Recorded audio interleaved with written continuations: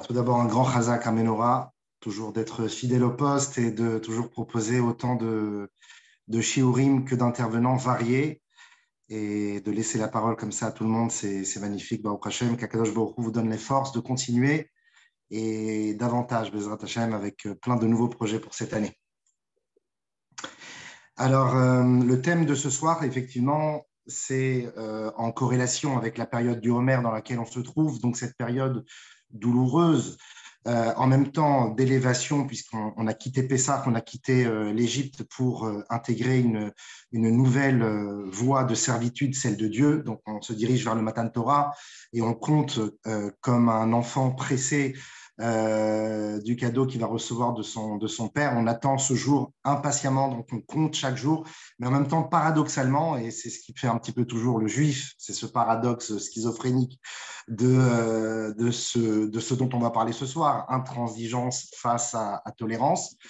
Donc, on est dans une période également qui est en parallèle, paradoxalement, avec cette élévation et cette envie d'atteindre le Matan Torah à Shavuot. En même temps, on est en introspection et on est en introspection constante pendant 49 jours où on va chaque jour ramifier un nouveau trait de caractère. Ce sont les midot. Mida veut dire une mesure, donc on va mesurer, on va trouver le bon équilibre. Et c'est la raison pour laquelle, vous l'avez bien compris, il n'y a pas de réponse claire sur la question, à savoir est-ce qu'il faut être tolérant, ouvert, patient, ou bien impétueux, challenger, compétitif, être constamment dans... Bonsoir madame, vous entendez. Bon.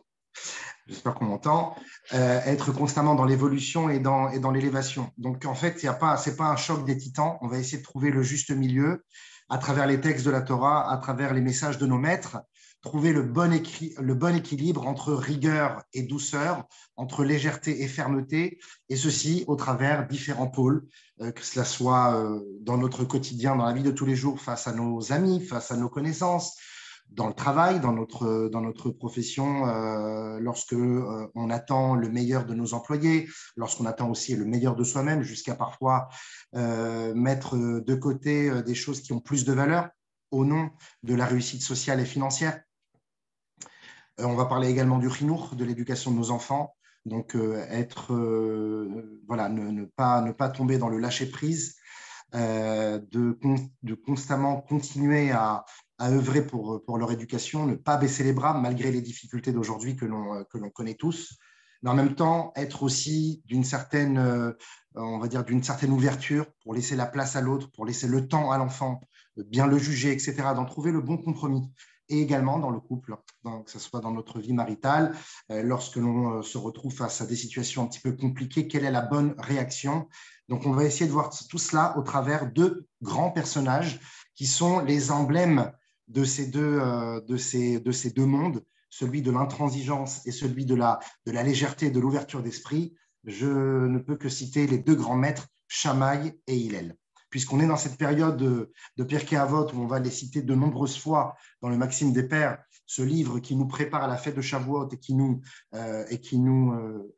répare, qui nous élève jusqu'à la fête de Shavuot et même au-delà, puisqu'on va continuer à lire les Pirkei Avot pendant la période estivale où cette période un petit peu de chaleur va nous détendre dans Avodat Hashem.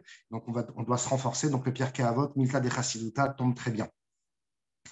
Alors, il y a effectivement, au temps du deuxième Beth Amikdash, du deuxième temple, il y avait un concept que l'on appelle les zougot.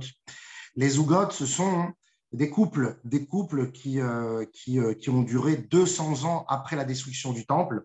C'était des binômes, souvent des maîtres de même niveau, parfois maîtres et élèves. Et 100 ans avant la destruction du temple, on a connu les fameux Shammai et Hillel. C'était les plus connus. Hillel a fondé une école de pensée, Shammai également, et ils étaient souvent en discussion, en différentes opinions, et tout le temps dans le respect, effectivement. Hillel était le Nassi du Sanhédrin, le prince de la grande assemblée, et Shammai était le Av Beddin. C'était donc un petit peu le président du tribunal rabbinique. Donc à eux deux, ils géraient le Ham Israël. Alors, lorsque l'on se penche dans le Pirkei Avot, dans le Perek Aleph du chapitre 1 du Maxime des Pères, Nos sages nous disent, certains disent que les deux derniers enseignements de Shammai et Hillel, sont un petit peu les legs et l'héritage qu'ils nous laissent à nous tous. Hillel, à la fin de sa vie, va dire ce que tu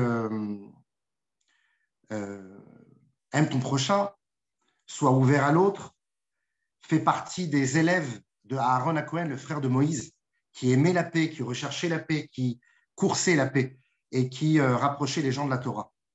Donc, on connaît bien Hillel, sa tolérance, son ouverture à l'autre, sa gentillesse, ça lui va très bien. Et puis, Shammai, lui aussi, va prendre la parole, une Mishnah plus tard, et va nous donner 3 enseignements. Ce sont encore une fois leur héritage. D'après certains de nos Chachamim, ce sont les derniers enseignements de Shammai et Hillel. Donc, Hillel nous demande de rechercher la paix, alors que dit Shammai? A priori, l'inverse. Shammai nous donne 3 enseignements. Le premier, Aseh Toratra Keva. Fais en sorte que l'étude de la Torah soit quelque chose de fixe dans ta vie. D'ailleurs, lorsque l'on entre dans l'au-delà après 120 ans, une des premières questions que l'on nous pose n'est pas est-ce que tu as étudié la Torah, mais est-ce que tu as fixé des moments d'étude? Peu importe la quantité, voire même la qualité, c'est surtout le fait d'être régulier, de prouver à Akadosh Baruch Hu qu'on est capable d'être présent à son rendez-vous. Donc, Aseh Toratra Keva. Le deuxième enseignement de Shammai, c'est Emor Me'ad Va'aseh Harbe. Parle peu et fais beaucoup. Donc, on est vraiment au-delà de la théorie, on est dans la pratique, on est dans celui qui nous enseigne, ne fait pas partie de ceux qui disent faites ce que je dis, mais ne faites pas ce que je fais. Donc, ce que je fais. Donc, finalement, être vraiment dans la créativité, dans la avoda. Et puis, troisième enseignement,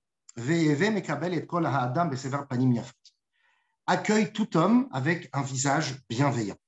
Et là, tout de suite, on peut se poser la question, est-ce que c'est vraiment Shammai? Puisque Shammai, lui, toute sa vie, il a été très rigouriste.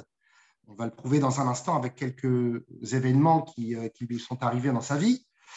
Mais concrètement, de dire que c'est son legs et son héritage, les dernières paroles de Shammai, accueille tout homme avec bienveillance, sourit à tout homme, a priori, c'est pas forcément ce que nous a montré Shammai tout au long de sa vie.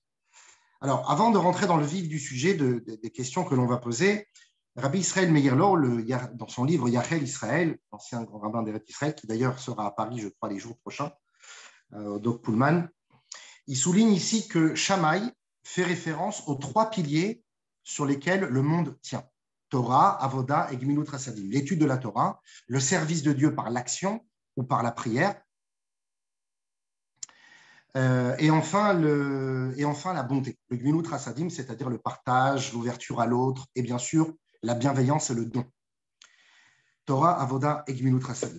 Et par le dernier enseignement de Shammai, il nous apprend comment recevoir, accepter, accueillir son prochain, non seulement pour lui donner à manger, mais pour lui faire ressentir qu'il est le seul que l'on attendait.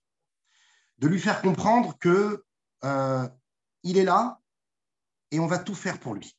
Et le Yachel Israël nous rapporte une histoire qui est sûrement une parabole de 2 commerçants qui ont passé de nombreux mois en dehors de leur maison. Et à leur retour, après avoir passé des mois et des mois dans leurs affaires, ils reprennent la route du retour et ils décident de prendre la route le vendredi, chose qui n'est pas préconisée par la halakha. Et effectivement, ce qui va leur arriver, c'est que le temps a joué contre eux et ils se sont retrouvés à quelques heures avant Shabbat, très loin de chez eux. Donc, ils ont dû s'arrêter au premier village. Ils ont tapé à la première porte où il y avait une mezouza. Et une personne les a accueillis en leur disant « Vous êtes la bienvenue chez moi, mais venir comme ça en last minute, en dernière instance, c'est un petit peu compliqué. Moi, j'ai une famille à nourrir. Donc, si vous voulez, vous venez chez moi avec grand plaisir. Je vous offre le gîte et le couvert, mais vous allez devoir payer le prix fort. » Alors, les 2 commerçants se regardent un petit peu éberlués. Mais bon, ils n'ont pas le choix. Donc, ils se retrouvent chez leur hôte. Ils reviennent de la tfila le vendredi soir et une très belle table les attend. Une table et un festin de roi. Donc, ils se regardent. Est-ce que ça se fait qu'on se serve alors qu'il y a une famille, qu'il y a une maîtresse de maison qui a tout préparé pour eux? Et finalement, ils décident ils se disent, écoute, on a payé le prix fort, on a payé le prix que l'on paye dans un 3 étoiles, donc on va pas se retenir. Ils passent une très belle soirée. Le lendemain, Shabbat midi, la même chose. Seuda Shlishit, la même chose. Et Melave Malka, la même chose. Puis à la fin, lorsqu'ils quittent leur hôte, en le remerciant, leur hôte leur rend l'enveloppe dans laquelle il y avait l'argent, la somme d'argent qu'il leur avait donnée avant Shabbat. Je dis, mais pourquoi vous nous rendez notre argent? Je dis, parce que je veux garder ma mitzvah. En réalité, je savais que vous étiez des gens d'une certaine hauteur, d'une certaine stature, donc je ne voulais pas vous mettre mal à l'aise. En venant chez moi, dans ces conditions, retirer un petit peu la nourriture de la bouche de mes enfants, je savais que ça allait vous mettre mal à l'aise. Donc, j'ai préféré vous faire payer le prix fort pour que vous vous sentiez vraiment à l'aise, pour que vous profitiez de ma table et de ma maison. Mais maintenant que le Shabbat est terminé, je peux vous rendre votre argent et rendez-moi ma mitzvah. Donc, c'est une belle histoire que le Yachel Israël nous donne ici, en complément à cette ouverture à l'autre que Shammai prône.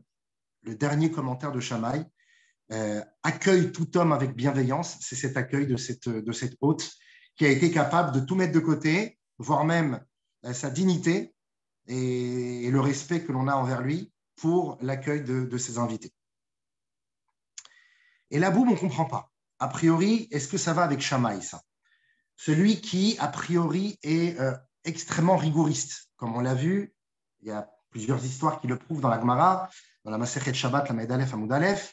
La première histoire raconte l'histoire d'un non-juif qui souhaitait étudier seulement la Torah écrite et non pas la Torah orale, c'est-à-dire le Chumash, et non pas tous les commentaires. Alors, il va voir Shammai, et quand il lui pose la question « Est-ce que tu peux me convertir ?», il le chasse. La Gemara même raconte qu'il le chasse avec un bâton. Alors, il se retrouve chez Hillel, le tolérant. Et Hillel, effectivement, pédagogue, patient, lui dit « Écoute, avant d'étudier quoi que ce soit, je vais d'abord t'enseigner l'Aleph-Bet, l'alphabet juif. » Donc, ils s'installent ensemble et il lui fait répéter. Ça, c'est Aleph, répète, Aleph. Ça, c'est Bet, Bet. Ça, c'est Gimel, Gimel, etc., etc. Il dit, reviens demain et on continue le test. Le non-juif revient le lendemain et là, Hillel, quand il lui montre le Aleph, il lui montre le Bet. Quand il lui dit de répéter le Bet, il lui montre le Gimel. Et là, le non-juif lui dit, mais je suis désolé, maître, hier, vous m'avez dit que c'était ces lettres-là, et maintenant, vous me dites autre chose, vous vous contredisez.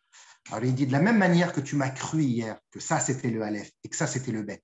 Tu ne t'es pas posé de questions. Un peu comme cette membrane que les scientifiques ont découvert dans le cerveau humain, qui est l'impulsion de la foi innée et intrinsèque dans l'être humain. On a tous cette capacité de croire. Lorsqu'on va chez le médecin, on ne lui demande pas de diplôme. Lorsqu'on s'assoit sur une chaise, on ne se pose pas la question si un des 4 pieds est cassé. Lorsqu'on saute dans un tas de feuilles, on ne se pose pas la question si en dessous, il y a un trou. Donc, il y a cette foi un petit peu naturelle qui nous régit. Et donc, tu m'as cru hier, lorsque je t'ai dit que ça, c'était Aleph et ça, c'était Bet, tu ne t'es pas posé de questions. Eh bien, tu dois croire également la même chose par rapport à la Torah. Si la Torah chez Béalpé, la Torah orale, les commentaires des Chachamim nous enseignent certaines choses, tu dois t'y fier, tu dois y croire, tu dois intégrer ces idées. Deuxième histoire, c'est un non-juif qui s'approche de Shammai en lui disant qu'il veuille étudier la Torah, toute la Torah, le temps qu'il lui faut pour tenir sur un pied, apprendre la Torah à cloche-pied.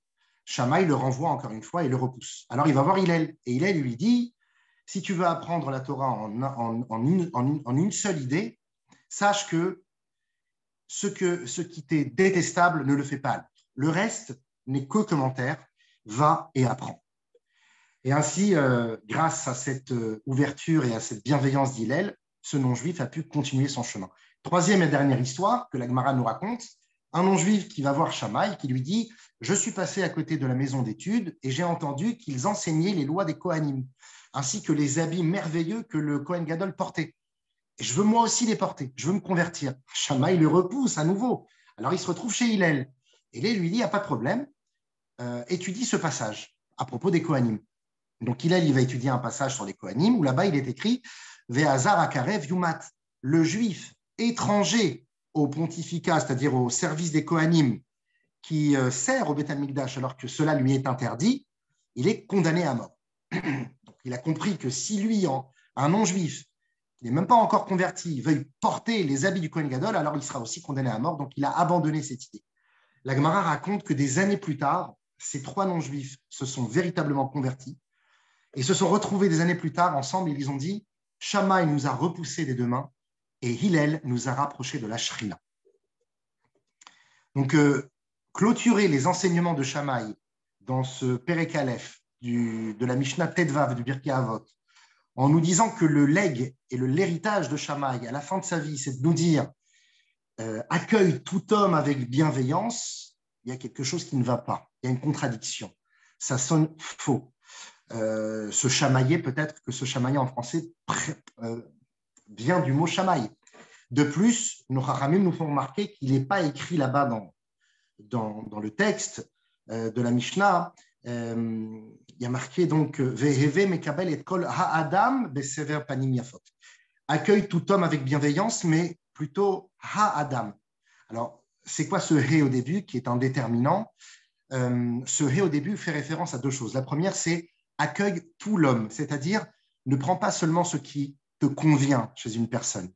Lorsque tu t'ouvres à l'autre, tu dois t'ouvrir également à ce qui, a priori, te choque et te contredit.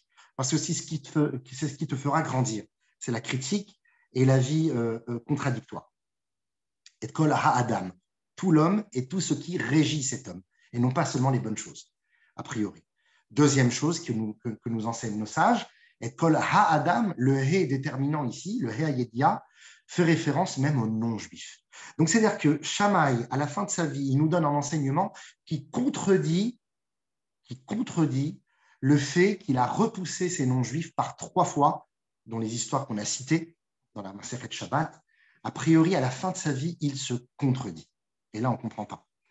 En particulier, lorsque l'on se penche sur la vie de Shammai, on sait que son comportement rigoriste envers les autres n'est autre que le fruit d'un comportement rigoriste envers lui-même.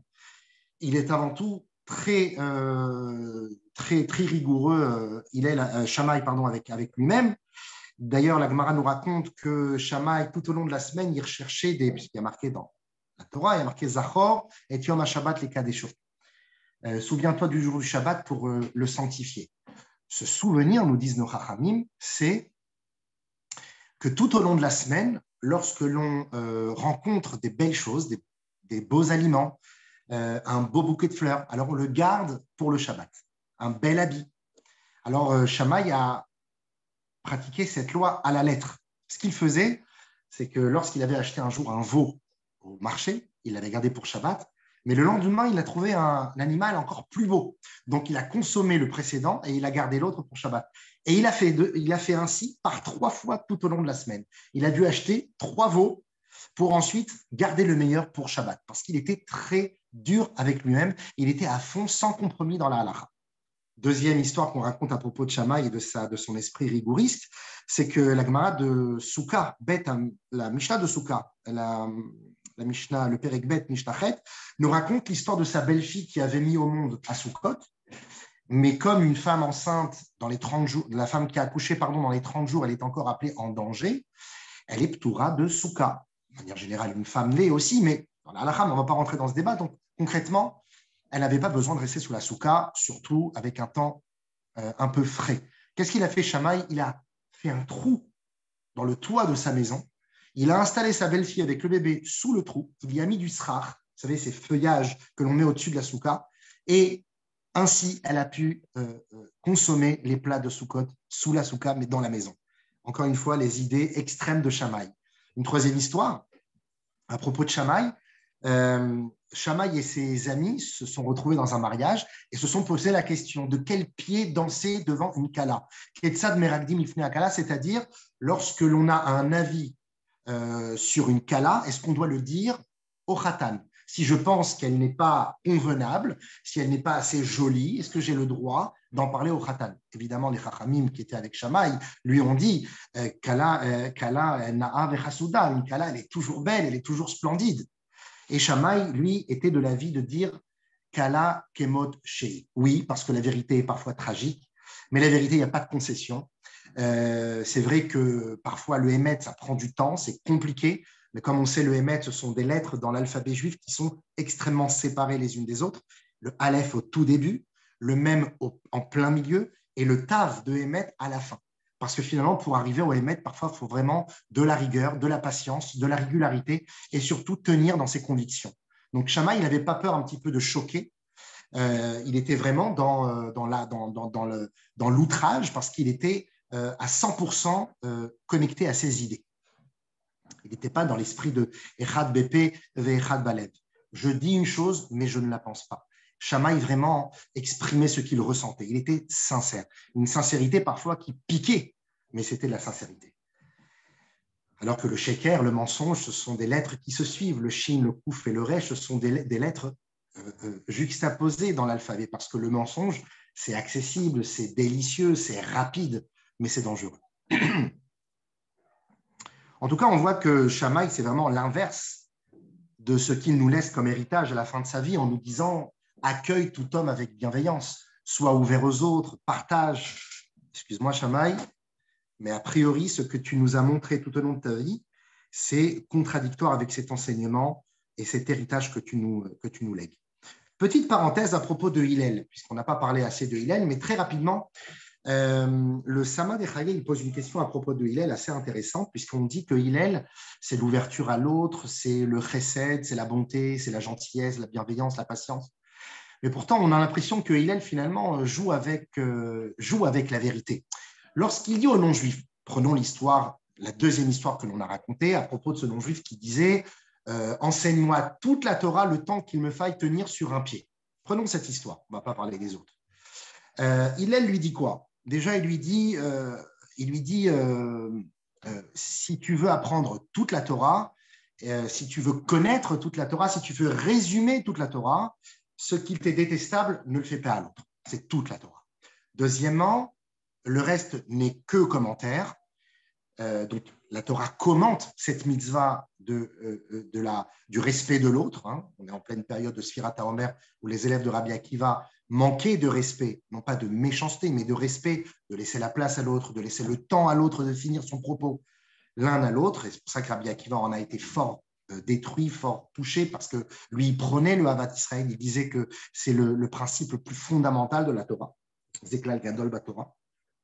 Mais on y reviendra. Donc, Hillel semble dire que tout dans la Torah n'est que le commentaire de l'enseignement de Ve'apalera Hakamora. Ça, c'est étrange. Et troisièmement, Hillel semble dire aux non-juifs va et apprends. Donc, ça veut dire que concrètement, le non-juif ne voulait apprendre qu'une seule chose. Il voulait apprendre qu'un seul concept qui englobait toute la Torah. Mais Hillel, à la fin, ne se défait pas et l'invite à apprendre beaucoup plus qu'il ne le souhaitait. Donc finalement, Hillel a été assez judicieux ici, il a été assez malin, assez rusé. Donc il y a trois questions que l'on peut poser sur Hillel. La première, c'est, premièrement, on parle a priori d'un non-juif sérieux, honnête. La preuve, c'est qu'il réussira à la fin, comme on a vu dans la Gemara, il s'est converti et s'est devenu un bon juif. Donc, comment expliquer initialement la question du goy? Il sait fort bien que la Torah ne peut pas s'apprendre sur un pied, qu'elle est infiniment grande. Donc, c'est un affront, première question. Deuxième question, est-ce que c'est vraiment tout cela, toute la Torah? Et même si on dit que tout est connecté à Ahavat Israël, à l'amour de l'autre, au partage, etc., ce sont les mitzvot qui ne régissent seulement le lien que j'ai avec les autres. Ben Adam la Chavero. Mais ça ne touche pas du tout les mitzvot que j'ai verticalement avec Akadosh Baruch Hu, Ben Adam la Makom. Quand on parle du Shabbat, des Tfilin, de Yom Kippour, de Basar Bechalab, de Kashrou, de toutes ces choses-là qui n'ont a priori rien à voir entre l'homme et son prochain. Donc de dire que cela est toute la Torah, en particulier comme aujourd'hui, sur les 613 mitzvot, on n'a seulement que 207 mitzvot à pratiquer. Et sur les 207 mitzvot, on n'a seulement que 86 mitzvot positives sur les 248. Donc, c'est-à-dire que toute la Torah, c'est Ahavat Israël, il y a quelque chose qui cloche. Et troisième question, quand il lui dit Zil ou Gomor, va et continue d'apprendre, finalement, il se paye un peu de sa tête. On a l'impression qu'il le piège ici, Hillel. Il l'invite à étudier beaucoup plus. Il lui dit que la Torah ne se limite à Ahavat Israël, qu'au partage et à l'amour de l'autre et au respect, mais finalement, il le piège en l'invitant et en l'incitant à étudier beaucoup plus. Donc, c'est une question qui a été posée par Rabbi Elazar Levo, c'était un contemporain hongrois du Khatam Sofer. Il a écrit cela dans le Sama Dechaye. Et le Rabbi Lubavitch rapporte d'ailleurs un de ses commentaires et il nous l'explique ainsi. Il nous dit en réalité, lorsque le non-juif pose la question « Je veux apprendre la Torah sur un pied », ne lisez pas au sens propre. Ce n'est pas le pied ici qui fait référence à ce laps de temps. Le pied, en réalité, c'est une foi, c'est une étape, c'est une ère, comme on dit les prières des 3 fêtes, les shalosh regalim. Lorsque Bilham frappe son ânesse et qu'elle lui dit « Lama ikitani ze shalosh regalim » pourquoi m'as-tu frappé par 3 fois? Un régal, d'ailleurs, le pied est une mesure également pour les anglo-saxons. Donc voilà, cette mesure, cette étape, en réalité, le goy pose la question suivante. Hillel, je sais que les êtres humains sont voués à pratiquer des milliers de choses et à honorer leur service de Dieu sur terre, qu'ils soient juifs ou non juifs. Je le sais. Mais une seule vie ne suffit pas. 70 ans, 80 ans, même 120 ans ne suffisent pas. Et on le sait tous, on a tous besoin, un jour ou l'autre, de se réincarner dans une autre poche corporelle pour continuer notre mission et finir notre quota de mitzvot. Et donc, la question que pose le non-juif à Hillel, c'est moi, je veux pratiquer une mitzvah qui me permettra de le faire en une seule vie, sans être amené à être réincarné plus tard. Je veux tout accomplir en une seule vie, en une seule incarnation corporelle. Et donc, ça, c'est la question sous-jacente du non-juif. Hillel, qui comprend la question, lui répond en respectant les autres. Tu respectes leur position, comme dit le Pirkei Avot, qui est l'homme sage, qui est l'homme le plus intelligent. Le monde occidental nous dira, c'est celui qui ingurgite des connaissances, celui qui apprend et qui s'enferme dans les livres. Le Pirkei Avot nous dira l'inverse, celui qui s'ouvre aux autres, celui qui écoute la vie de tout à chacun et qui se penche même vers l'enfant pour écouter ce qu'il a à dire. Halomed Mikol Adam, c'est celui qui apprend de tout homme. C'est lui l'homme sage. Donc si tu veux finalement apprendre et pratiquer toute la Torah entière en une seule vie, respecte les autres. Parce qu'en les respectant, tu les écouteras, tu profiteras de leur aura quand ils feront des mitzvot et que tu les aideras à les pratiquer en étant un bon confident, en étant une bonne épaule, une bonne oreille. Ben, ce qui va se passer, c'est que toi aussi, tu vas profiter de la mitzvah. Un peu comme dit le Shulchan Aruch, quand on répond Amen à une beracha, c'est comme si on a dit la bracha nous-mêmes. Ou autrement, lorsqu'il y a marqué dans le Talmud que celui qui étudie certaines parties de la Torah qui ne sont plus praticables de nos jours, eh bien, le fait même de les avoir étudiées, de les avoir conceptualisées intellectuellement seulement, c'est comme si on les avait pratiquées.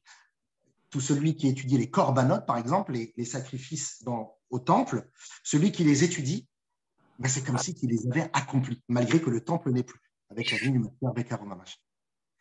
Donc, on a finalement cette capacité, grâce à l'étude, malgré qu'elle n'est pas connectée à la pratique, on peut finalement être considéré aux yeux de Dieu comme ayant accompli la mitzvah. C'est pour ça que Marshava Tova, Akadosh Baruch Hu Metzarfa Lema, c'est une bonne pensée, ne serait-ce qu'une bonne pensée. Avant même l'étude, Akadosh Baruch Hu la connecte avec l'action. Ça nous permet ensuite de la conceptualiser physiquement par la suite. Donc finalement, ce que répond Hillel au Goy, c'est très subtil. Il lui dit premièrement, la mitzvah qui englobe toute la Torah, c'est de respecter les autres. Parce que quand tu le fais, tu goûtes aussi un peu de leur mitzvah. Quand tu respectes le roi, malgré que tu n'es pas un roi et que les lois régissant les rois ne te concernent pas, mais en respectant le roi, tu prends un petit peu également de son énergie. Donc, c'est comme si tu avais pratiqué la mitzvah. Donc, finalement, tu n'as pas besoin de te réincarner parce que tu as respecté et tu as écouté et tu as partagé avec plein de monde autour de toi. Tu étais finalement une lumière dans un grand lampadaire qui est confectionné avec plein de petites lumières. Et tu partages la lumière avec les autres. Et puis, deuxièmement, Zil ou Gomor, va et apprends. Parce qu'en apprenant, ce qui se passe, c'est comme si tu avais accompli. Donc ça, c'était juste une petite parenthèse pour nous expliquer la technique d'Hillel. Et donc, notre question se renforce sur Shammai. Comment, après tout ce qu'on vient de voir, Shammai peut être aussi dur avec les non-juifs dans cette histoire, avec même sa belle-fille, avec lui-même, alors que justement, son fond, a priori, c'est la gentillesse, puisqu'à la fin de sa vie, son legs et son héritage c'est accueille tout homme, soit dans l'ouverture la plus totale. Bon, c'est vrai que ces trois non-juifs qu'on a cités précisément, bon, voilà, Shammai ne s'est pas retrouvé face à des gentils non-juifs qui voulaient juste un petit renseignement. Voilà, on a quelqu'un qui veut étudier seulement la Torah chez Birtav, la Torah écrite. On a un autre qui veut étudier la Torah sur un pied. On a un autre qui veut devenir un Kohen Gadol. Donc, c'est significatif tout cela. Donc, Shammai veut un petit peu choquer, un peu comme quand on répond au Ben Racha de la Haggadah, le fils mauvais, méchant de la Haggadah. On va en parler aussi un peu tout à l'heure. Mais quand on lui répond, si tu avais été là, si tu avais été présent en Égypte, tu ne serais pas sorti avec les autres. Tu serais resté parmi les Juifs qui sont restés en Égypte et qui font partie des 4/5e qui sont restés et qui sont morts pendant la plaie de l'obscurité. C'est quand même choquant de dire ça à un enfant qui au moins est à la table du Seder, parce que le Rabbi Lubavitch nous fait rappeler qu'il y a un 5e fils qui n'est même pas à la table du Seder. Donc le Ben Racha, que l'on a mis d'ailleurs à côté du Chacham pour qu'il profite de son aura, c'est quand même un peu dur. Mais en fait, finalement, parfois, ça fait du bien un peu de choquer. L'outrance, l'outrage, c'est ce que utilise Shammai, parce qu'il a face à lui, on va dire, des non-juifs un peu coquins. Mais finalement, la question se renforce parce que malgré tout, Hillel, lui, il a réussi à trouver la porte qui menait vers leur cœur. La preuve, c'est qu'ensuite, il les a changés, il les a amenés à être des bonnes personnes et à se convertir au judaïsme.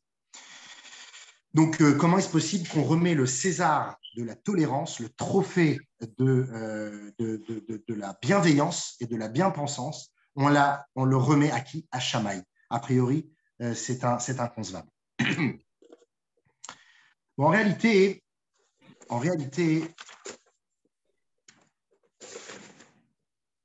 la réponse peut se trouver sous nos yeux. La réponse, elle est sous nos yeux parce que ça, c'est la réponse que le Rabbi nous donne dans l'Likutei Sichot. Pour ceux qui veulent s'approfondir dans la Sikha du Rabbi, l'Likutei Sichot Yud Zayin, Pelek Yud Zayin, page 114, dans la Ehara 37, en bas du livre.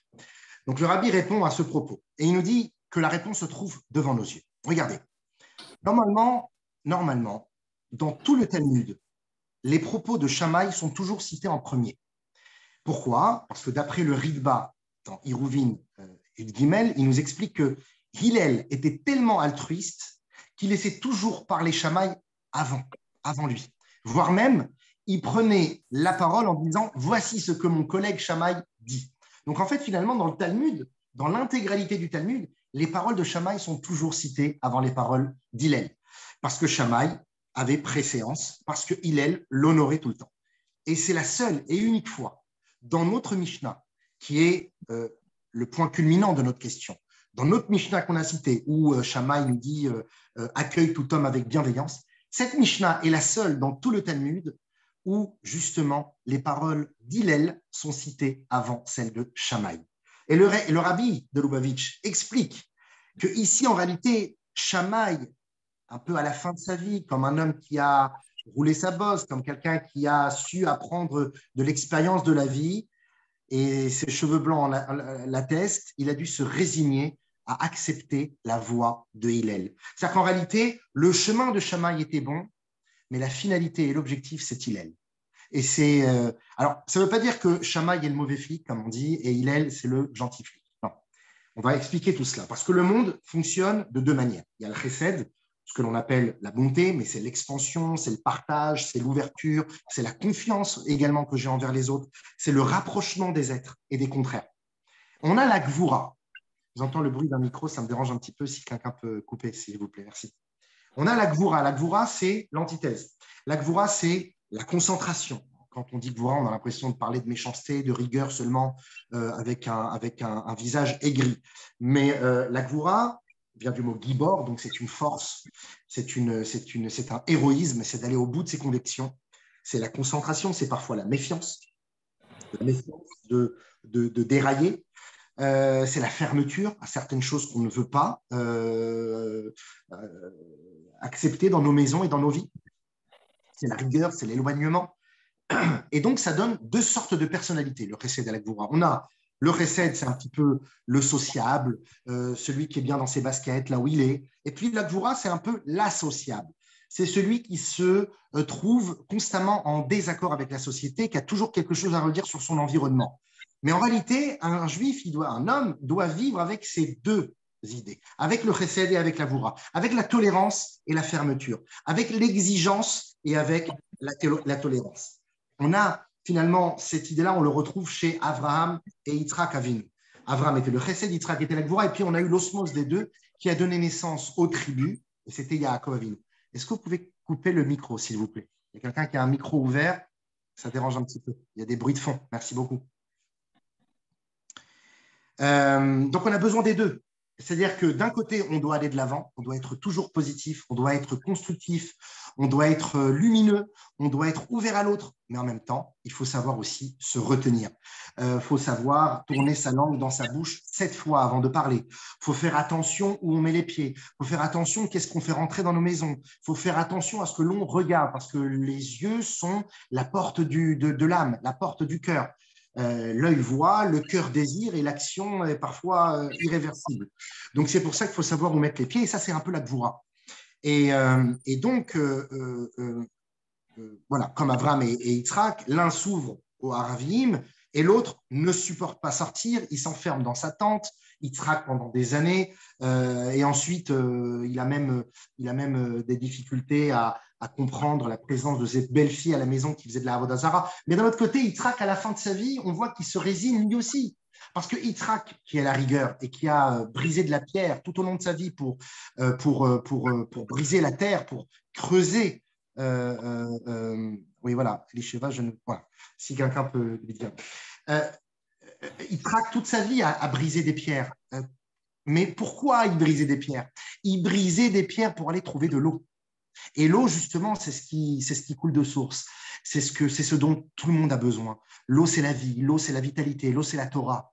Et la Torah accueillante, la Torah qui partage, la Torah qui s'ouvre à l'autre, la Torah qui écoute jusqu'au bout, la Torah qui ensuite amène à l'action, la Torah qui nous donne envie d'apprendre, mais ensuite d'enseigner l'ilmod ou les lamed, et ensuite l'ishpan et la asot.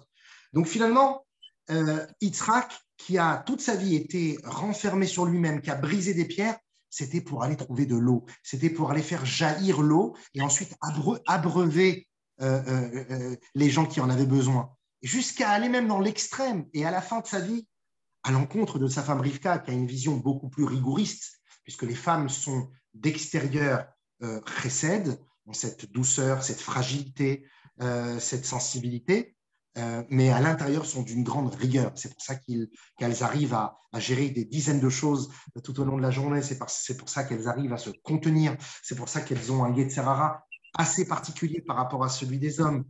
Donc, la femme, et puis on a l'homme, qui a priori dans sa carapace est viril, c'est le maître à bord, c'est celui qui tape sur la table, donc une rigueur extérieure, mais souvent un loukoum à l'intérieur, quelqu'un qui a des faiblesses, quelqu'un qui se remet toujours en question, quelqu'un qui a besoin de briller en société, ou sinon il se sent un peu mal à l'aise. Ça, c'est l'homme, le ministre des Affaires étrangères. Donc, on a cette rigueur et cette ouverture, et Yitzhak fait face à sa femme Rivka, Rivka qui pense que son dévolu doit être sur Yaakov, alors que Yitzhak, lui, malgré qu'il est conçu avec de la rigueur, mais il a passé la Hakedat Yitzhak, il a inclus dans son âme maintenant du chesed, et il va s'ouvrir jusqu'à donner une chance réelle et tangible à Esav.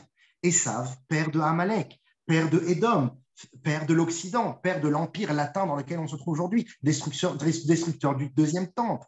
Yitzhak, il a failli donner les brachot à Esav. Donc on voit bien que cette ouverture, même Yitzhak à la fin de sa vie, l'a compris. Mais la meilleure manière d'être ouvert, c'est d'abord de se fermer. Pourquoi? Parce que, comme on dit, il y a l'amour et il y a la crainte. Mais pour arriver à un bel amour, il faut d'abord de la crainte. Pour arriver à l'ouverture à l'autre, il faut savoir aussi savoir là où on met les pieds. Qu'est-ce qu'il faut faire ou pas? Penser, parler, régir, s'organiser, le CEDER. C'est pour ça que la sortie d'Égypte, c'est finalement, on sort en grande pompe et c'est extraordinaire. C'est la naissance d'un peuple. Mais tout dans le CEDER, avec une organisation, un programme, les 15 étapes de la sortie d'Égypte que l'on va raconter à nos enfants à la nuit du CEDER. Oui, l'ouverture, oui, l'expansion, mais avec une préparation solide, organisée, conceptualisée. Voilà pourquoi, tout au long de sa vie, Shammai était rigoriste, mais ensuite s'est projeté et s'est résigné vers Hillel pour s'ouvrir à l'autre. De plus, de plus, comme on l'a dit, Shammai, ce n'est pas le mauvais, Hillel, ce n'est pas le gentil, sympathique, populaire qui s'ouvre à l'autre. Donc, je voudrais revenir sur ça. Shammai, c'est la Gvoura. Il ne peut supporter le compromis de ces non-juifs qui sont venus un petit peu de manière effrontée lui poser des questions. Alors que Hillel, lui, ce qu'il voyait chez ces personnes-là, c'est qu'il voyait au-delà de la carapace. Il voyait le potentiel, il voyait le lointain. C'est un visionnaire. Et finalement, Shammai s'incline devant Hillel. Pourquoi? Parce qu'il comprend, grâce à Hillel, que grâce aux mots, grâce aux paroles qui sont créatrices, comme on sait, Dieu a créé le monde par la parole, donc nous sommes à l'image de Dieu, donc nous créons également par la parole. Puisque les paroles sont créatrices, eh bien, grâce à la parole, nous créons une nouvelle réalité de l'autre. Quand on donne un compliment à l'autre, c'est comme si que ce compliment qui est peut-être un petit peu superficiel, voire même folklorique, et qui n'a rien à voir avec la personnalité de cet homme-là, le fait de l'avoir complimenté, eh bien, nous avons réussi à éveiller le potentiel de ce compliment et un avenir bien plus radieux pour ce personnage. Tout cela parce qu'on a parlé, on forme une nouvelle réalité. Et si tu dis du bien de l'autre, si tu lui donnes sa chance, comme Yitzhak avec Esav, comme Hillel avec le non-juif, tu révéleras des secrets inestimables chez l'autre et il pourra t'apporter des choses que même lui n'imaginait pas chez lui. Et Hillel dit finalement, je sais que tous vos propos sont blessants parfois, comme le Ben Racha, qui vient et qui s'insurge à la table du Seder et qui s'exclut, etc. Mais je sais que le fond est bon. Vous voulez vous rapprocher d'Hachem. Vos paroles ne vous mettent pas en valeur. Et moi, je sais que vous avez du potentiel à l'intérieur de vous. Et ceci, je vais vous le délivrer. Je vais extérioriser votre potentiel. Vous connaissez tous le mot de Rabbi Menachem Mendel de Ribinov qui dit que le mot Racha dans la Haggadah vient du mot Ra. Ra, c'est le mauvais. C'est la racine terminologique du mot Racha. Mais que fait ce shin au milieu du Ra? Ce shin, c'est la shrina, le shin que l'on retrouve dans les tfilin. Parce qu'au milieu du Ra, le resh et le haïn, qui n'est autre qu'une carapace, à l'intérieur, il y a un shin, il y a la shrina. Et d'ailleurs, qu'est-ce qu'on lui dit au Racha? D'abord, on lui lacère les dents. Ça veut dire quoi lui faire grincer les dents? Shinav, qui veut dire ses dents, peut être également traduit par son shin. Fait briller son shin, extériorise la shrina qui est en lui, met en avant son potentiel. Et d'ailleurs, la valeur numérique du mot rachat, c'est 570. La valeur numérique du mot shinav, c'est 366. Et ce que l'on doit faire, nous, c'est d'extraire le shin qui est à l'intérieur du rachat. La technique opératoire de l'extraction, c'est la soustraction. Donc, on doit soustraire Shinav à Racha. On doit soustraire 366 à 570. Ça nous donne 204. Et 204, c'est la valeur numérique du mot tzaddik. Parce qu'à la fin, au fond d'un Racha, il y a un tzaddik. D'ailleurs, le mot sheker, qui est la parole du Racha, le mot sheker, il est composé de 3 lettres. Le shin, le resh, qui font aussi partie du mot Racha, mais il y a également le kouf dans le mot sheker. Parce que il y a toujours un rachat qui a au fond de lui un tzaddik. Il y a toujours un potentiel. Et finalement, il n'y a pas de rachat absolu. Et c'est ce que décide de voir Hillel. Il décide de se pencher vers ce potentiel qui est chez l'autre. D'ailleurs, je pense que vous la connaissez tous, cette histoire de Thomas Edison qui a été le père fondateur de l'ampoule électrique, sur lequel on dit qu'il a échoué, non pas échoué 300 fois, mais chaque fois, c'était une nouvelle façon de créer. Donc, ce n'était pas des échecs, c'était finalement des expériences. Et ce Thomas Edison, il raconte que quand il était enfant, il est rentré de l'école avec une lettre du professeur. Lui, il ne savait pas lire et sa maman qui lit la lettre et qui commence à pleurer. Et il dit, maman, mais qu'est-ce qu'il y a écrit sur la lettre? Et la maman, elle lui dit, mon chéri, ton professeur pense que tu es bien trop intelligent pour ta classe et qu'il te faille changer d'école, te mettre dans un institut à ton niveau. Et donc, il le change d'école. Et toute sa vie, il va grandir avec cette idée qu'il était exceptionnel. Et puis, les années passent, il perd sa maman. Et puis, un jour, quand il range les affaires de chez sa maman, il ouvre un tiroir et il retrouve cette vieille lettre. Mais là, maintenant, il sait lire. Et quand il lit la lettre, il voit exactement l'inverse de ce que sa maman lui avait dit quand il était jeune. Il y a marqué là-bas, le professeur disait « Votre enfant est incompatible avec le monde scolaire, il dérange la classe, il est TDA, TDAH, TDZ. » Il n'est pas compatible, on doit l'exclure, il ne peut plus rester en classe.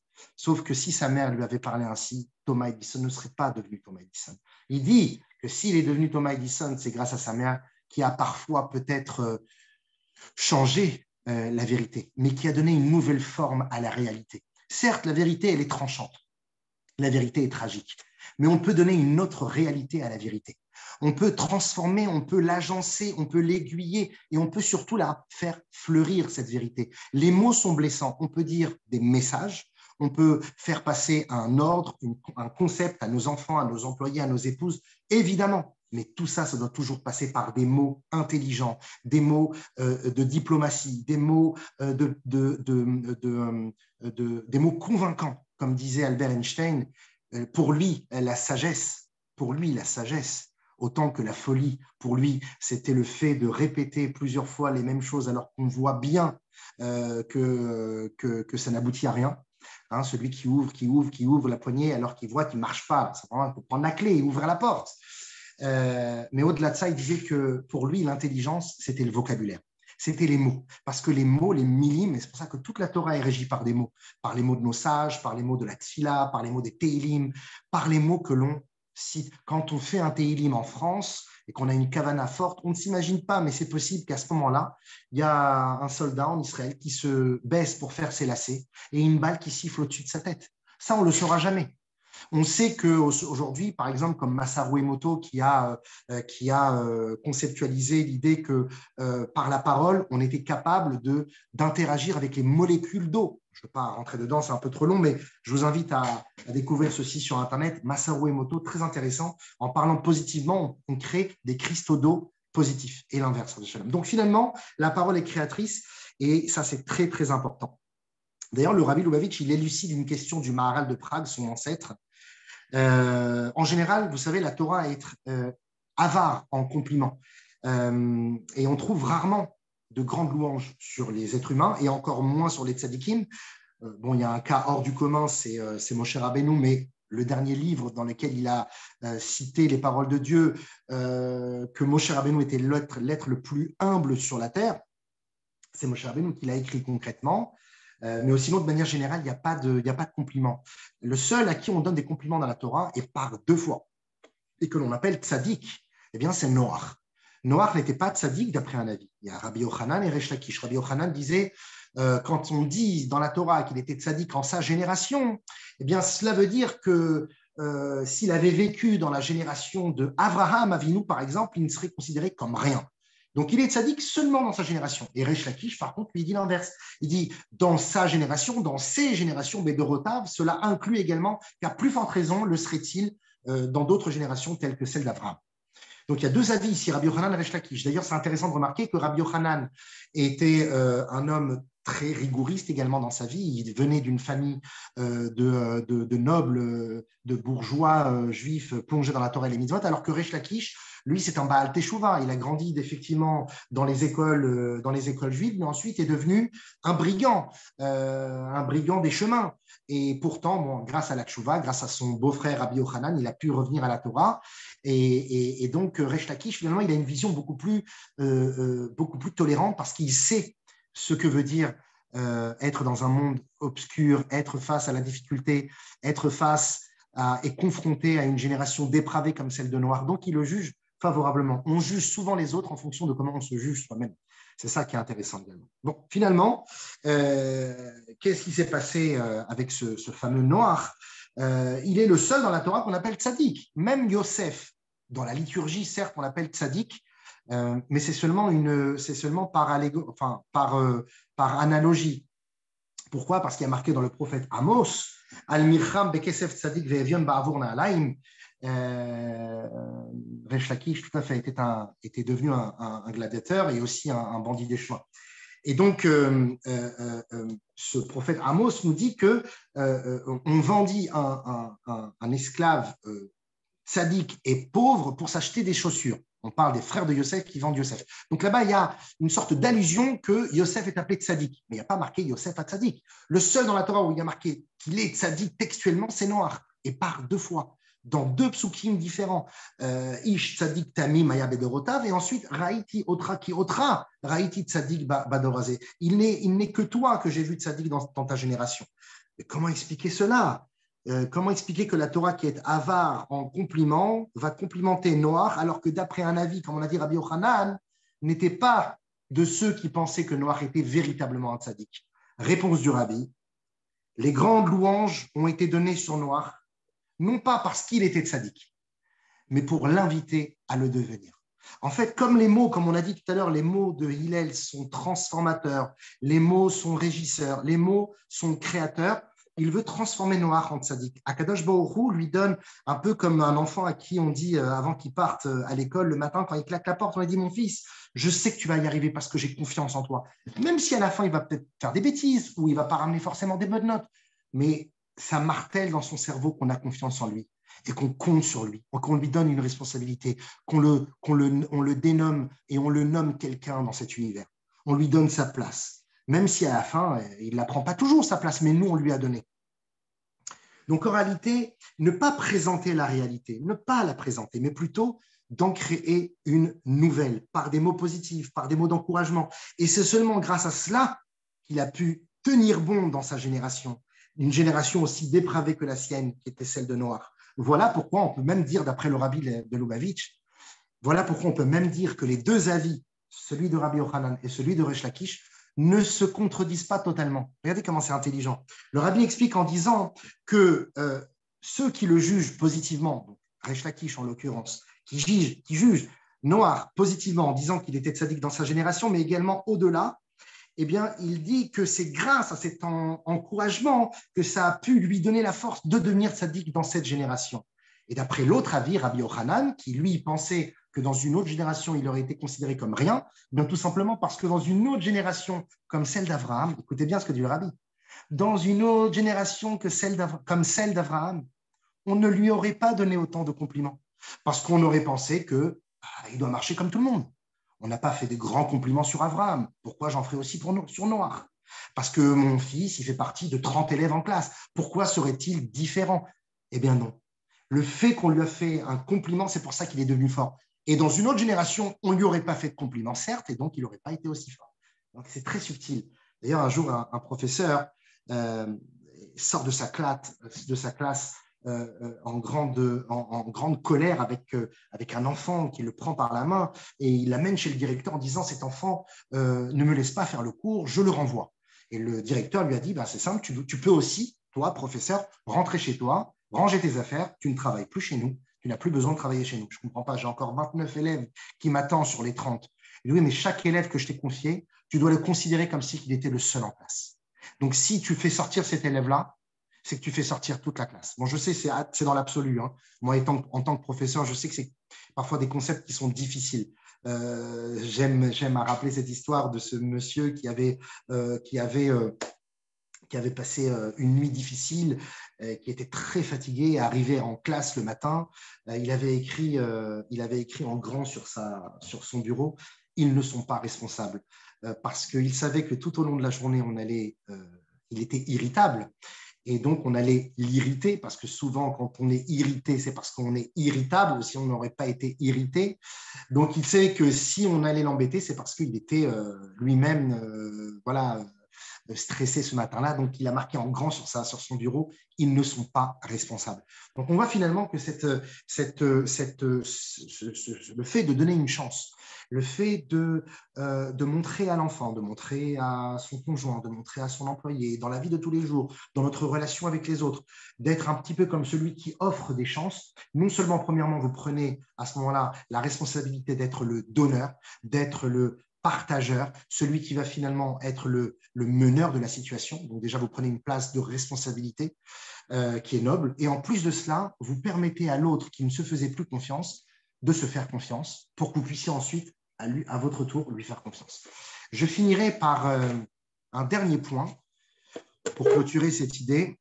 Dans les Likutei Sichot, page 253, Chelek Kavdalet, pour ceux qui veulent regarder, le rabbi explique également une question qui saute aux yeux parce que les derniers psukim de la Torah, comme on a dit, les derniers commentaires de Shammai, ont été ceux qui ont été finalement ceux de la résignation, ceux de la résilience, ceux de l'acceptation de la vie de Hillel.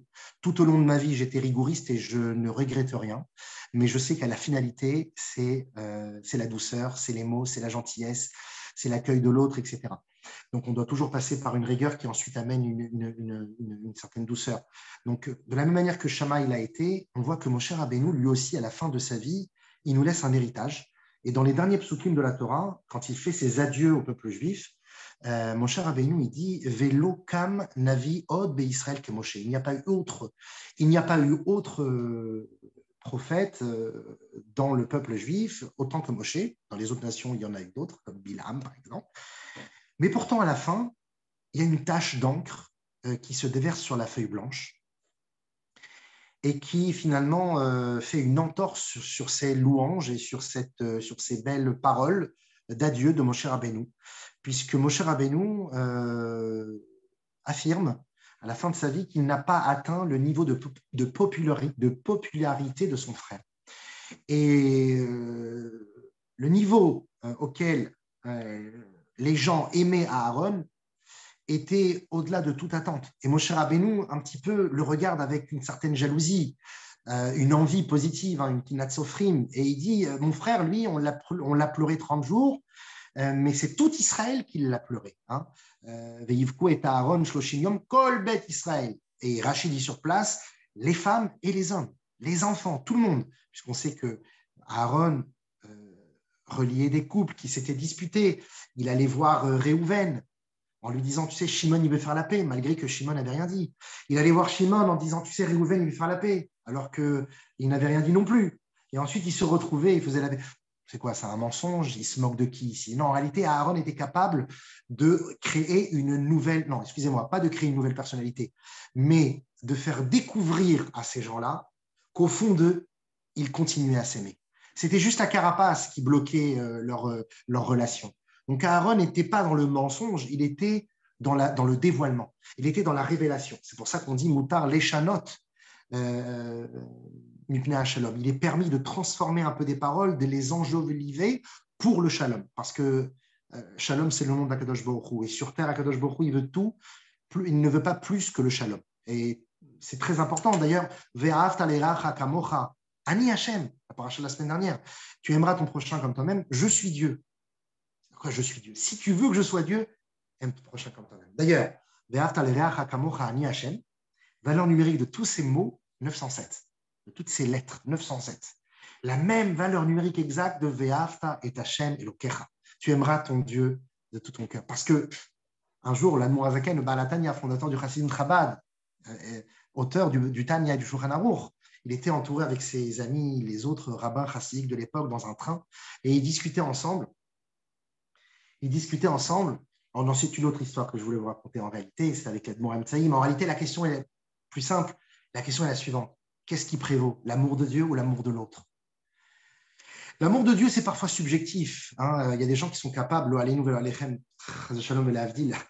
y en a qui sont capables de commettre des attentats terroristes au nom de l'amour qu'ils ont pour Dieu.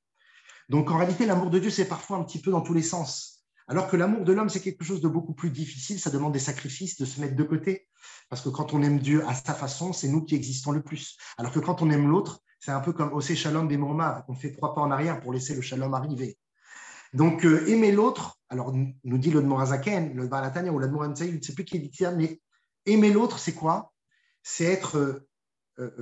Qu'est-ce qui prévaut donc entre l'amour de l'autre et l'amour de Dieu? C'est l'amour de l'autre. Parce que quand on aime l'autre, eh bien, on est capable d'aimer ce que le Créateur aime. Les Havdil, quand il y a des gens comme ça, ils adulent une rock star. Ils n'aiment pas seulement que le chanteur, mais ils aiment également ses habits, sa manière de se comporter, sa manière de parler. Ils aiment tout de lui, alors que chez quelqu'un d'autre, ils ne l'auraient pas aimé. Pourquoi ils aiment tout? Parce qu'ils l'aiment tellement qu'ils sont capables d'aimer ce qu'ils aiment. Cet artiste aime. La même chose, les Havdil avec Akadosh Baruch Hu. Aimer l'autre, c'est plus fort encore parce qu'on est capable de prouver à Dieu qu'on aime ce qu'il aime. Comme Dieu aime les créatures, Ahavti etrem amar Hashem, je vous aime, dit Akadosh Baruch Hu. Alors à ce moment-là, on est encore plus dans la preuve de l'amour de Dieu, parce qu'on aime ce qu'il aime. Et donc, pour revenir à Moshe Rabbeinu, il fait une tâche à la fin de sa vie sur son testament en disant que les gens ont aimé plus Aaron que moi. Et ça, j'en suis attristé. Donc le rabbi, il explique, il dit, mais je ne comprends pas. Normalement, c'est un petit adage humoristique, mais vous savez, les parachiotes qui se suivent, il y a Acharé, Acharemot, Kedoshim et Emor. C'est quoi? C'est Acharemot Kedoshim. Lorsque les saints, les hommes saints meurent, décèdent, eh bien, Emor parle et fait un espède, une oraison funèbre. Et là, on a l'impression que Moshe Rabbeinu, il fait exactement l'inverse. À la fin de sa vie, il s'auto-détruit en disant « Moi, on ne m'a pas aimé autant ». Et le rabbi explique là aussi. Il dit que parfois, pour organiser la paix entre les gens, il faut savoir arrondir les angles, tourner un peu le émet, le détourner à son avantage, à l'avantage du shalom. Ne pas se concentrer seulement sur les points dérangeants ou qui posent problème. Ça, Moshe Rabbeinu, je pense, je ne sais pas, mais peut-être qu'il ne savait pas le faire.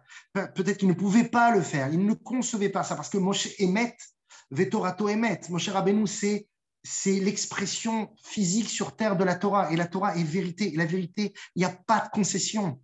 Le émet, Yeshlo Raglaim, le émet, il a des pieds, il tient pour l'éternité. Donc Moshe Rabbeinu, il ne pouvait pas fermer les yeux sur la parfois triste réalité. Pourtant, quelques heures avant de partir de ce monde, il se dit que peut-être il aurait dû suivre l'exemple de son frère Aaron, car le émet, certes, est important, mais le shalom l'est plus. Le shalom est puissant, le shalom irradie à long terme. Voilà pourquoi nous dit Hillel, en prélude aux paroles de Shammai, puisque Shammai a laissé passer Hillel en premier cette fois-ci, parce qu'il dit que sa vocation prévaut, il dit que la philosophie de Hillel prévaut. Qu'est-ce qu'il dit, Hillel? Heve mitan midav shel Aaron, Ohev Shalom et Rodev Shalom, fait partie non pas des élèves de Moshe Rabbeinu. Certes, Moshe Rabbeinu, c'est notre maître. Moshe Rabbeinu, Rav Rabbeinu, on ne dit pas Aaron Rabbeinu. Bien sûr que c'est notre maître à contester. Et bien sûr qu'au travers Aaron, il y a aussi Moshe. Et au travers Moshe, il y a aussi Aaron. On dit qu'il pesait le même poids de spiritualité, évidemment. Mais si tu veux être l'élève, ça veut dire de qui tu dois apprendre comme ruse, comme technique pour atteindre le shalom. Eh bien, c'est Aaron à Cohen. Et pas Moshe. Et ceci, Moshe a voulu le souligner justement à la fin de sa vie. Un jour, à propos d'une jeune fille qui était d'une famille religieuse, qui avait quitté la maison pour vivre avec un délinquant, le rabbi répondit à des parents la chose suivante. J'aimerais vous lire une lettre très rapide du rabbi.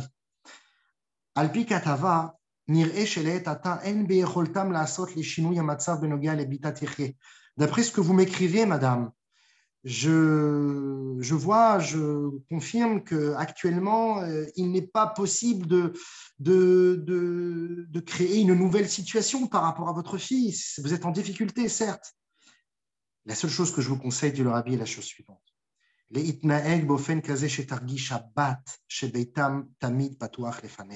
Vous devez faire ressentir à votre fils que votre fille, que votre maison est toujours ouverte pour elle.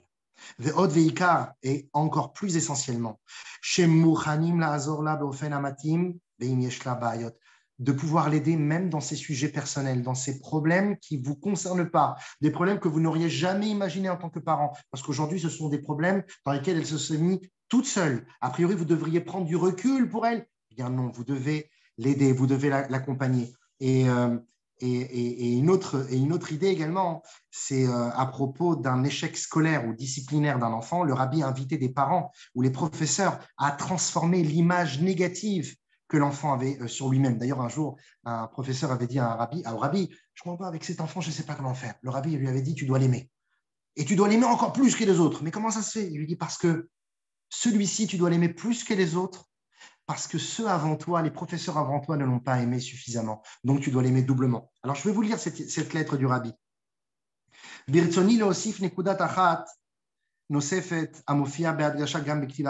rabbi veut rajouter un point à ses parents par rapport à ce qui est écrit dans la Torah de la Chassidut.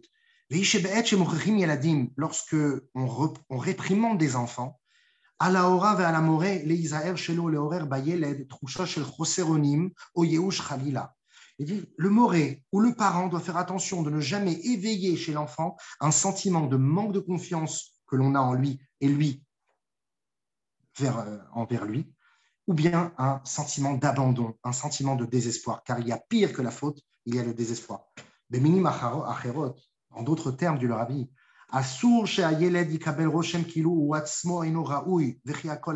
l'enfant ne doit pas être touché par le fait qu'il n'est pas a priori apte à être accueilli et que tout doit être abandonné. Ou les fichar.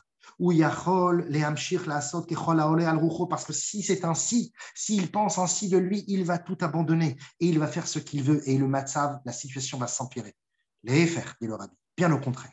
יש לעודד את ההרגשה של הילד שהוא מסוגל להתגבר על הקשיים העומדים בפניו בעזרת כוח רצון ונחישות. Il faut encourager, il faut lui donner un sentiment à cet enfant qu'il peut se renforcer, qu'il peut aller au-delà de ses problèmes personnels, qu'il peut aller au-delà de ses sentiments, et qu'en l'aidant, en l'accompagnant, et parfois en étant patient, surtout en étant patient, on peut y arriver.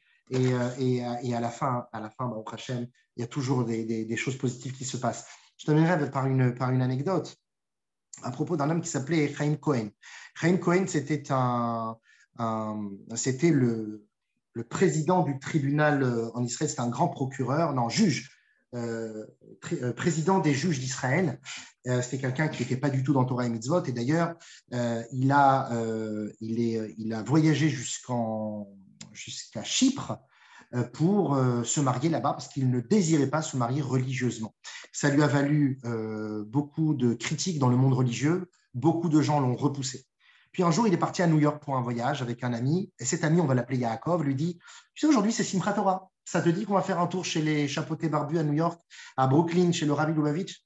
Il dit « Allons-y. » Ils ont pris la voiture, malheureusement, et ils sont arrivés chez le Rabbi. Il y avait un monde fou, pour ceux qui connaissent Simchat Torah chez le Rabbi, un monde fou, la machine à laver, les gens qui tournent autour de la bima.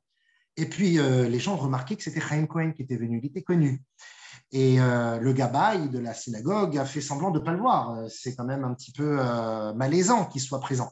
Mais le rabbi avait lui aussi remarqué Chaim Cohen. Il a fait appeler son gabaï et il lui a dit « Appelle vite Chaim Cohen et tu lui donnes un Sefer Torah ».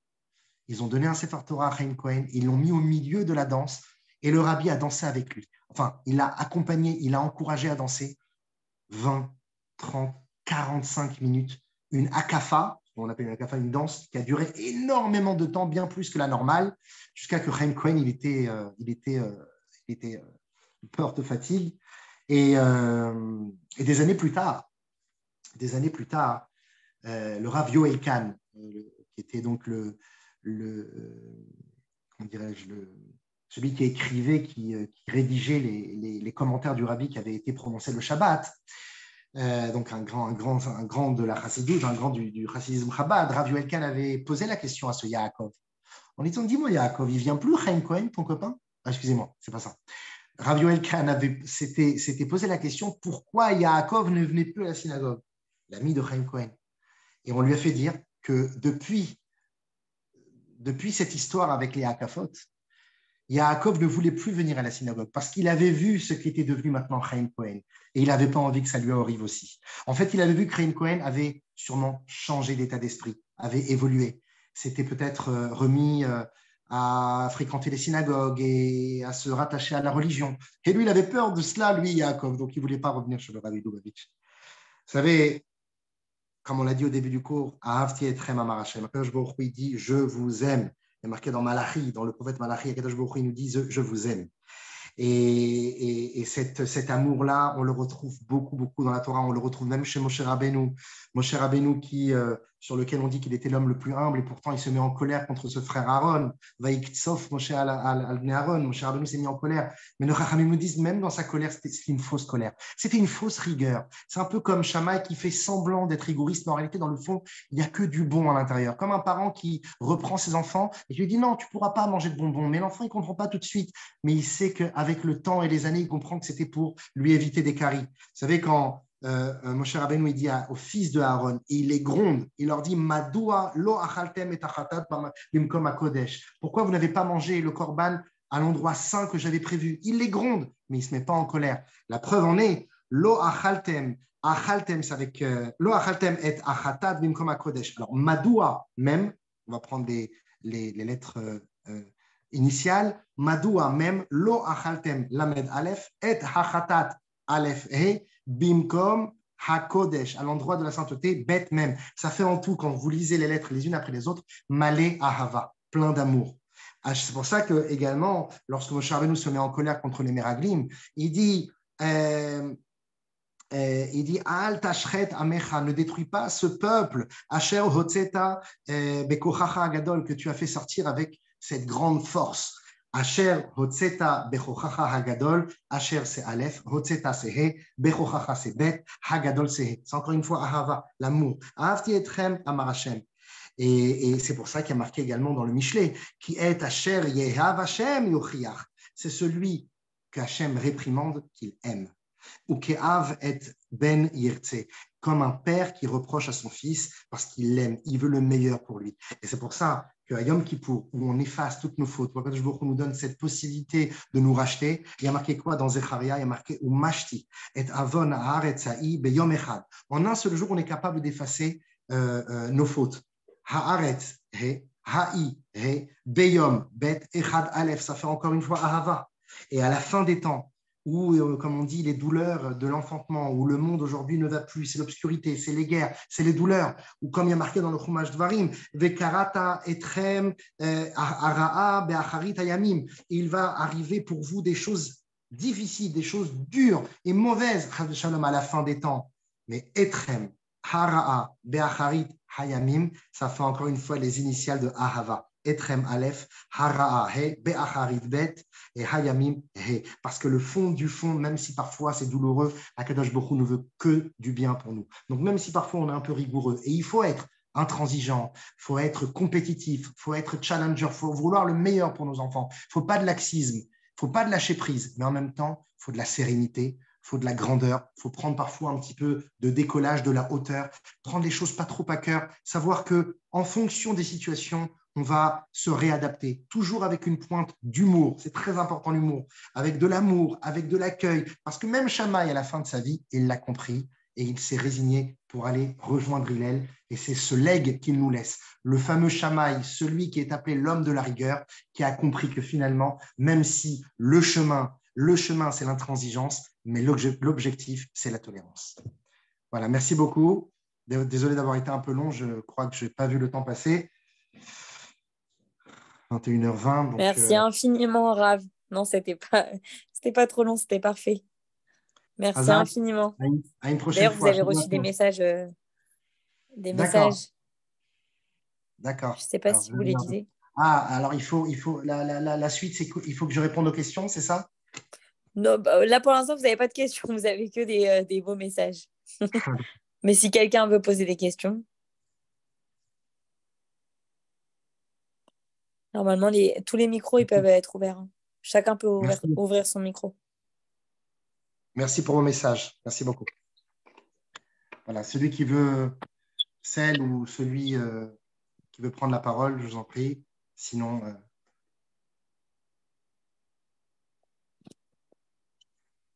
je vais finir par une bracha. Baruch atah Adonai Eloheinu melech haolam she'akol niya bidvaro. Amen.